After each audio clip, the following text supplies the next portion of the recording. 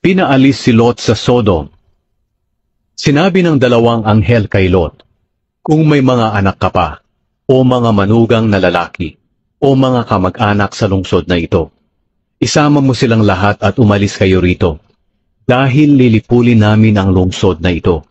Narinig ng Panginoon ang mga daing laban sa mga taong ito na puro kasamaan ang ginagawa.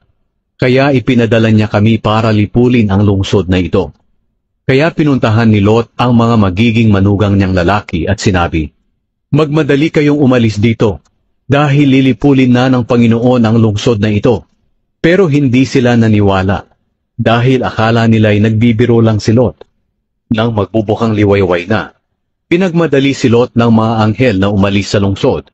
Sinabi nila, bilisan mo, dalhin mo ang asawa mo at ang dalawang anak mong babae na nandito, at umalis kayo agad, dahil baka madamay kayo kapag nilipol na ang lungsod na ito, dahil sa sobrang sama ng mga tao rito. Hindi pa sana aalis si Lot, pero dahil naaawa ang Panginoon sa kanila, hinawakan sila ng mga anghel sa kamay, at dinala palabas ng lungsod. Nang nasa labas na sila ng lungsod, sinabi ng Panginoon, tumakbo kayo, huwag kayong lilingon o hihinto sa kahit saan dito sa kapatagan. Tumakbo kayo papunta sa bundok para hindi kayo mamatay. Pero sumagot si Lot, Panginoon ko, huwag niyo na po akong patakbuhin papunta sa bundok. Hinahabagan niyo po ako, at ipinakita ang kabutihan niyo sa akin, sa pagliligtas ninyo sa buhay ko. Pero napakalayo po ng bundok.